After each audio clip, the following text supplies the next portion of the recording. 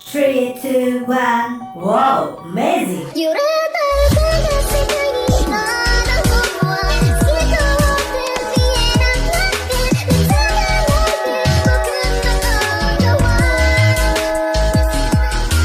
濡れて描いた世界の中であなたを傷つけたくはないよ溺れて僕の心最後のままHello my friend, Monami watashi no tomodachi. Balik lagi di cerita manhwa. Buat kalian yang mau support channel ini dengan donasi, kalian bisa pilih antara Super Thanks atau Saweria. Tapi bagusnya sih Saweria ya, karena potongannya cuma 5%. Kalau Super Thanks 30%. Untuk Saweria, kalian bisa klik di pojok kiri atas, atau kalian bisa cek di kolom deskripsi. Tapi untuk support, nggak harus dalam bentuk donasi. Dengan kalian menonton sampai habis dan memberikan like di video ini, itu udah sangat membantu mensupport channel ini. Kalian juga bisa join di grup Telegram dari komunitas Cerita Manhwa. Di situ kalian bisa sharing dan berbagi cerita dengan teman-teman baru. Dan nanti kalau gue ada masalah apa-apa tentang channel ini, pertama-tama gue pasti akan menginfokan terlebih dahulu di Telegram. Misalnya kayak gue telat upload, atau apalah itu. Makanya langsung join di grup Telegram ya. Tanpa perlu berlama-lama lagi, kita akan mulai aja ceritanya. Melanjutkan cerita sebelumnya, di mana Sukyue melepas Chiang Hongyan dan yang lainnya kembali ke benua langit. Di tempat lain, di tempat di mana Xiaorou sedang berkultivasi tertutup, Celestial Emperor menghampiri Chiang Hongyan. Celestial Emperor, kerja bagus Xiaorou. Kau sudah dipromosikan ke tingkat Celestial Prime sekarang. Ini semua berkat bimbingan Celestial Emperor. Xiaorou bisa memiliki pencapaian seperti ini. Bagus. Dengan bakatmu, setelah berlatih lagi, kau akan bisa melangkah ke tingkat Half Celestial Emperor. Di masa depan, kau harus berkultivasi lebih dalam lagi. Jangan terlalu memperhatikan hal-hal duniawi. Celestial Emperor ini akan mengurus semua masalah sepele untukmu. Terima kasih Celestial Emperor. Dalam hatinya, aneh. Sepertinya aku melupakan sesuatu yang sangat berharga. Di tempat lain, di benua bumi, Mojuchen dan orang-orang dari Seven Star sedang membuka segel Linuxi. Sekarang Linuxi telah keluar dari api abadi itu. Saat dia sadar, dia langsung bertanya, "Aku ada di mana sekarang?" Mojuchen menjelaskan, "Nona Lin, tenang saja, kau aman sekarang. Aku di mana sekarang? Barusan aku bertemu dengan Sukyue." Udah, lebih baik kita kembali dulu untuk istirahat. Di rumah, Linuxi diceritakan semua yang telah terjadi kepadanya. Oh, ternyata sudah lama berlalu sejak aku menyentuh api itu. Memangnya apa yang terakhir kali kau ingat?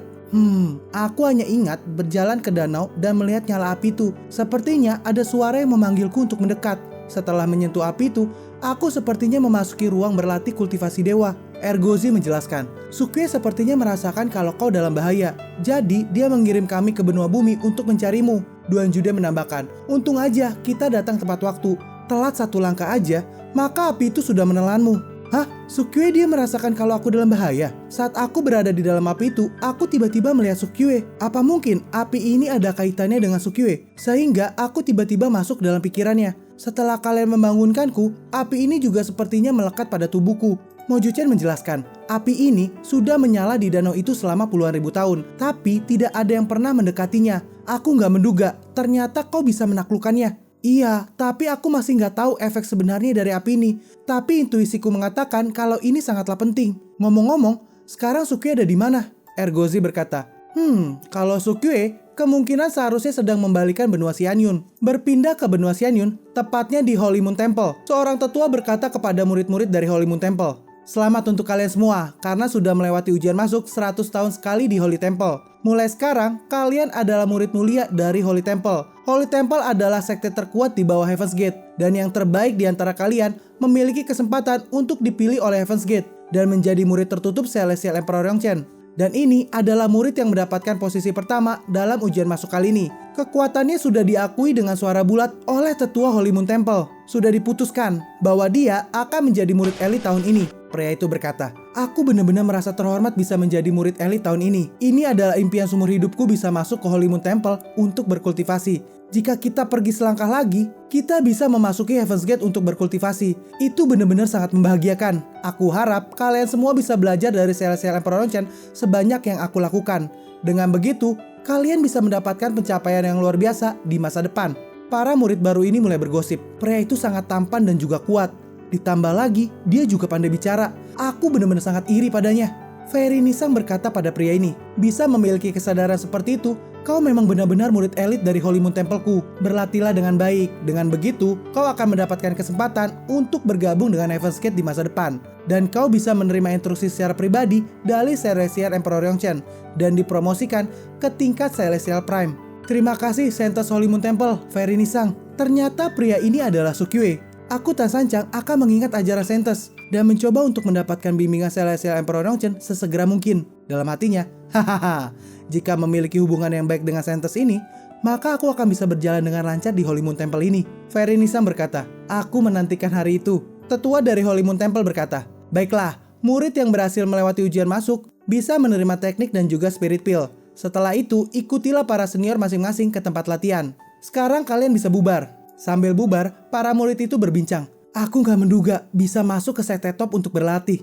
Akhirnya aku terbebas dari hari-hari menjadi pelayan. Suatu hari nanti, aku pasti akan menjadi seorang pria seperti Tan Sanchang. Di tempat lain, Fairy Nisang menghampiri Sukyue. Tan Sanchang, iya ada apa? Sebelumnya, kau berkultivasi di sekte mana? Aku ini Buddhisme. Sejujurnya, aku mendapatkan warisan Buddha kuno. Dan aku adalah putra Buddha yang diakui agama Buddha. Hah? Buddhisme? Sejauh yang aku tahu, persyaratan untuk menjadi putra Buddha hampir mustahil. Tapi kau ternyata bisa melewati ujian mereka. Kira-kira apa kau mau berlatih denganku? Sukyue menjawab.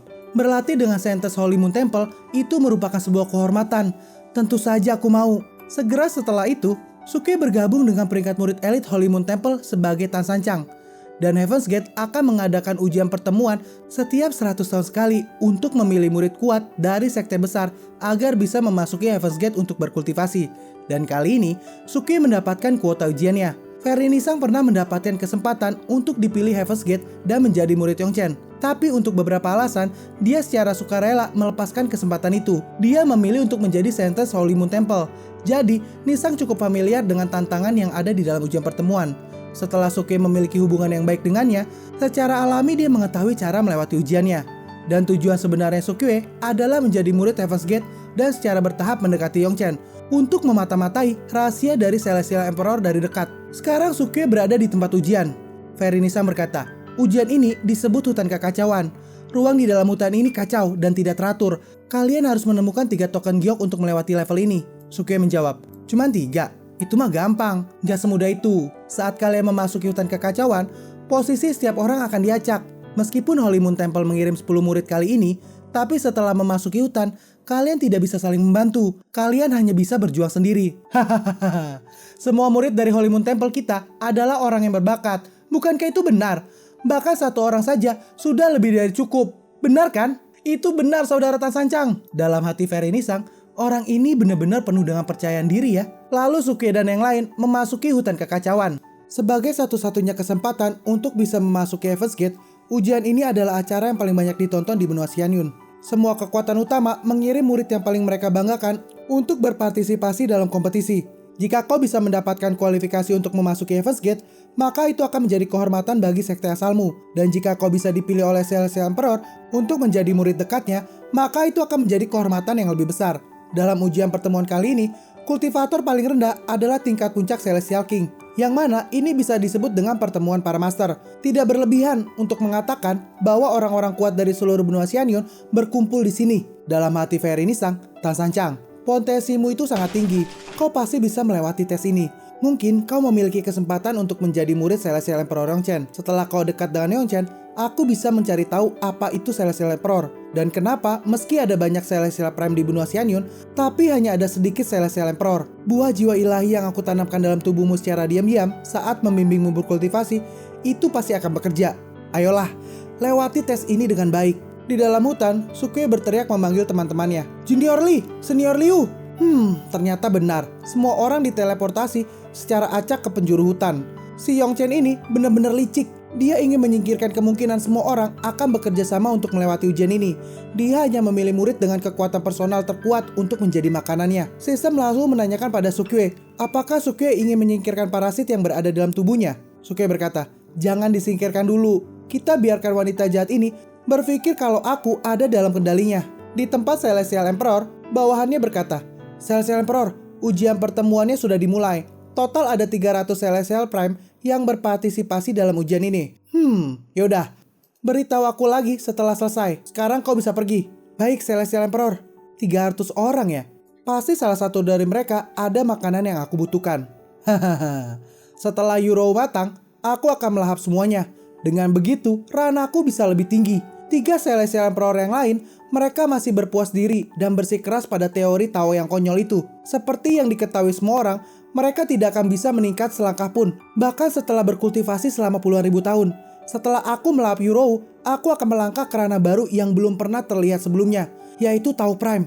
Ketiga Celestial Emperor itu juga akan menjadi makananku. Yurou, oh Yurou, kau adalah bagian terpenting dalam rencanaku. Tubuh Chaotic 5 elemen. Selama ribuan tahun, aku tidak pernah melihat seseorang dengan fisik luar biasa seperti itu. Cepatlah tumbuh, aku sudah tidak tahan lagi. Di dalam hutan, sudah banyak orang yang dikalahkan oleh Sukyue. Heh, apa kau menemukan tokennya? Apa ada yang lain? Enggak, cuma ada 1. Baiklah, kalau begitu serahkan semua cincin penyimpananmu. Hah?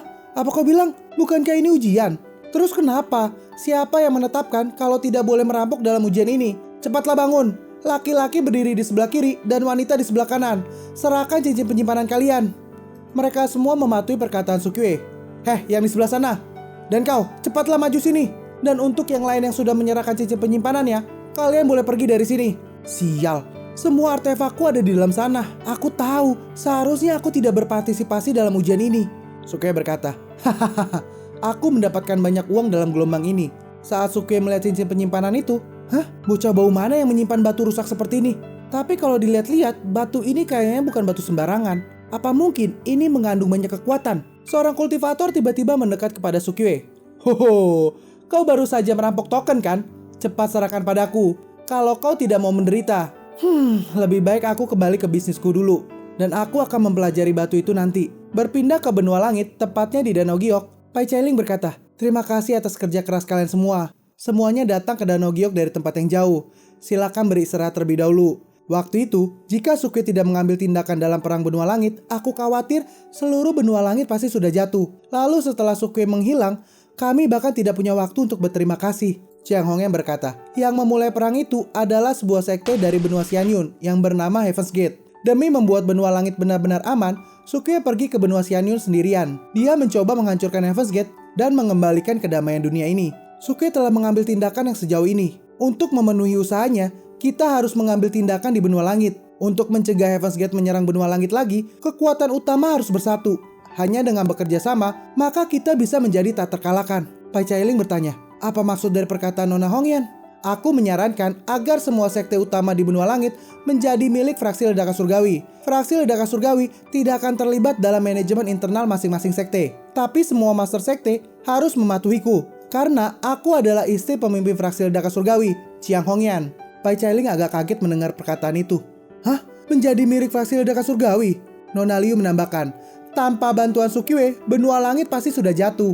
Bergabunglah dengan fraksi ledakan surgawi agar semuanya bisa bersatu. Ini adalah satu-satunya cara yang benar. Nona Jingning, aku mengerti apa yang kau katakan. Aku juga setuju dengan ini. Tapi apa sekte lain akan setuju? Tenang aja, kami akan membuat mereka setuju. Para haramnya Sukyue udah mulai ketularan nama Sukyue nih. Kita kembali lagi ke benua Xuanyun. Sekarang aku telah memiliki 2 token. Tapi ngomong-ngomong, kenapa pria ini juga punya kerikil aneh itu? Sebenarnya apa gunanya batu ini? Tiba-tiba Sukyue dibawa ke suatu tempat. Dan Gaar mengatakan, ini adalah Emperor Stone. Gaar, kau tahu batu ini? Sekarang aku ada di mana? Apa kau yang membawaku ke sini? Paman Sukyue, ini adalah artefak di mana aku menyimpan jiwaku. Aku merasakan bahwa kau menyentuh Emperor Stone. Tapi aku tidak bisa bicara denganmu. Jadi aku memanggil jiwamu ke sini. Oh gitu. Terus, apa itu Emperor Stone? Coba kau beritahu aku. Dalam hati Sukyue, orang ini bisa menarik jiwaku melalui segel rice cooker. Sebenarnya seberapa kuat kekuatan aslinya? Gaar menjelaskan, meskipun aku kehilangan banyak ingatan masa laluku karena kurangnya jiwaku, tapi saat aku melihat Emperor Stone ini, aku masih mengingat banyak kejadian masa lalu. Emperor Stone ini adalah pecahan dari Tao Spirit Stone dari Celestial Emperor. Hah? Pecahan Tao Spirit Stone?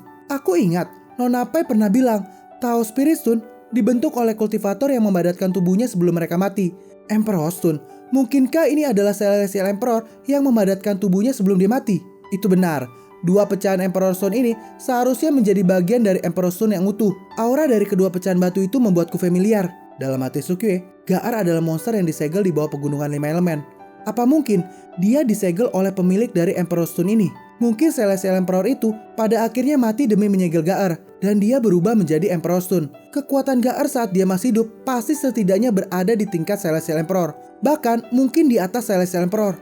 Aku harus segera bertanya padanya, Gaer, kau tahu banyak tentang pecahan Emperor Stone ini. Jika aku mengumpulkan semua pecahannya, bisakah pamanmu ini dipromosikan ke tingkat Celestial Emperor? Aku hanya samar-samar ingat bahwa guru pernah mengatakan kepadaku bahwa jika kau ingin dipromosikan ke tingkat Celestial Emperor, Emperor Stone itu sangat diperlukan. Tapi bagaimana cara menggunakan Emperor Stone-nya, aku tidak bisa mengingatnya. Selain itu, Emperor Stone yang kau miliki hanyalah pecahan saja. Jika kau ingin mencobanya, kau setidaknya harus mengumpulkan seluruh bagian. Oh gitu ya, Paman. Aku bisa merasakan sisa jiwaku yang lain sepertinya tersegel di hutan ini. Jika aku bisa menggabungkan lebih banyak sisa jiwaku, mungkin aku bisa memulihkan ingatanku dan memberitahu Paman cara untuk menggunakan Emperor Stone. Memulihkan ikatan ya? Dalam hati Sukue, jika begitu aku tidak bisa membohonginya lagi. Aku masih belum tahu bagaimana tubuh asli monster ini. Jadi aku gak boleh gegabah. Sukue berkata, oke, Paman pasti akan mencarikannya untukmu. Dalam hatinya, tentu saja aku masih harus membohonginya dari luar. Sukue mulai memperingatkan Gaer. Ingatlah, lain kali kau tidak boleh tiba-tiba menarik jiwaku ke sini. Mengerti kan? Siap, aku mengerti. Terima kasih Paman. Setelah itu Sukue kembali ke tubuhnya. Oh, jadi tubuhku masih diam di tempat. Untungnya tidak ada orang lain yang lewat. Ini benar-benar sangat berbahaya. Tiba-tiba roh pedang muncul. Barusan kau berbicara dengan siapa? Astaga. Hei, kau jangan muncul tiba-tiba dong. Itu membuatku sampai takut setengah mati. Roh pedang berkata, aku merasakan jiwamu tiba-tiba meninggalkan tubuhmu. Kau sepertinya baru saja mengobrol dengan keberadaan yang mengerikan. Keberadaan yang mengerikan ya? Dia adalah sisa jiwa yang tersegel di bawah pegunungan 5 elemen. Hah? Itu dia? Roh pedang, kenapa kau sangat terkejut? Apa kau mengenalnya? Aku pernah memberitahumu kan, Celestial Emperor Yongchen akhirnya meninggalkan ilmu pedang karena kalah dari musuh yang kuat. Dan pada akhirnya, monster itu disegel dengan biaya kematian dari beberapa Celestial Emperor. Monster itu adalah eksistensi di atas Celestial Emperor, dewa sejati yang bukan milik dunia ini, dewa iblis monyet. Maksudmu, sisa jiwa yang ada di dalam rice cookerku itu adalah sisa jiwa dari dewa yang jatuh? Aku tahu bahwa dia sangat kuat, tapi aku tidak menduga kalau sampai seperti itu. Roh pedang mulai menjelaskan, dewa itu sangat kejam. Terjadi badai berdarah setelah dia tiba di benua Xianyun. Banyak kultivator yang melawannya, tapi mereka semua bukanlah tandingannya. Dulu ada 10 Celestial Emperor di benua Xianyun, tapi karena pertempuran itu, 6 dari mereka mati dan menghilang. Karena dewa tidak bisa dibunuh sepenuhnya, setelah melemahkan kekuatannya, 4 Celestial Emperor yang bertahan menyegel jiwa dewa iblis monyet itu dan menekannya di bawah tanah. Aku mengerti sekarang. Jadi salah satu jiwanya disegel di bawah pegunungan 5 elemen. Ergozi pernah masuk ke sana, tapi dia bilang jiwanya sudah melarikan diri. Sisa jiwa yang ada di tanganku ini sepertinya bagian kecil dari dewa itu, dan dia kehilangan sebagian besar ingatannya. Roh pedang langsung mengingatkan, meski begitu, kau tidak boleh menganggapnya enteng. Sukue, kau tidak boleh mengumpulkan semua sisa jiwanya dan mengembalikan ingatannya. Kalau tidak, monster itu akan turun lagi ke dunia ini dan mengubah dunia ini menjadi lautan darah. Oke, aku mengerti kok. Sekarang apa yang harus aku lakukan ya? Haruskah aku mengembalikannya? Tapi iblis monyet itu tahu rahasia Emperor Stone. Jadi aku bisa mendapatkan keuntungan dengan memulihkan ingatannya. Emperor Stone, Tata, rasanya aku semakin dekat dengan rahasia Celestial Emperor. Yongchen, tunggu aja kau di sana. Iblis monyet itu bilang ada sisa jiwanya di dalam hutan ini. Aku akan mencarinya sekalian mencari token. Selama itu disegel terpisah darinya, seharusnya itu baik-baik aja. Kembali ke benua bumi. Wakil ketua Sekteki berkata, lapor Nyonya pemimpin fraksi. Sekteki dari benua bumi telah berkumpul. Pai Chailing juga berkata, lapor Nyonya pemimpin fraksi. Akademi Evan Veles, Sekte Ses dan Nogiok dan Divine Farmer Clan dari benua langit telah bersumpah setia kepada fraksi ledakan surgawi. Mojuchen juga berkata, lapor Nyonya pemimpin fraksi. Menurut statistik, pegunungan 5 elemen, 4 benua besar, dan 3 benua di alam immortal semuanya sudah didominasi oleh fraksi ledakan surgawi. Mojuchen dulunya ditipu sama Sukue tentang cerita dari fraksi ledakan surgawi. Dan sekarang, cerita bohong yang diomongin Sukue jadi kenyataan. Nona Liu berkata, Hongyan, kecuali benua Xianyun, seluruh dunia ini sudah menjadi wilayah kita. Hongyan berkata, ini benar-benar bagus. Meskipun kita tidak bisa membantu Sukue mengalahkan Celestial Emperor, tapi kita sudah menyatukan semua kekuatan. Ini adalah tanggung jawab kita untuk menyiapkan jalan kembali yang paling aman untuknya. Nyonyaya berkata, saat dia kembali dari kemenangannya, kita harus mengadakan upacara penyambutan termegah untuknya. Dalam hati Chiang Hongyan, Celestial Emperor, mereka adalah kultivator terkuat di dunia ini. Sukye, aku benar-benar gak menduga suatu hari kau akan menantang eksistensi semacam itu. Tapi selama itu aku yakin kau pasti akan bisa melakukannya. Kami semua menunggumu untuk kembali. Dengan ini, video ini pun berakhir. Kita akan lanjut lagi di video berikutnya. Gue yakin kalian pasti penasaran kan dengan kelanjutannya? Makanya jangan lupa subscribe dan nyalakan lonceng notifikasinya agar kalian tidak ketinggalan video-video gue berikutnya. Jangan lupa juga untuk like, komen, dan share ke sosial media kalian agar makin banyak orang yang kenal dengan channel ini. Sehingga kami makin semangat untuk buat video-video berikutnya. Sekian dulu video dari Cerita Manhwa. Kita akan lanjut lagi di video berikutnya. Sampai jumpa semuanya and sayonara. This is Cerita Manhwa untuk lo semua. Jangan lupa sawer jika kalian suka. Hei kalian, mohon perhatian. Ini ku persembahkan untuk kalian. Aku butuh cuan untuk kebutuhan, karena editor pun butuh asupan. Lirik ini tanpa kepalsuan. Dengan ini cukup sekian. Terima kasih.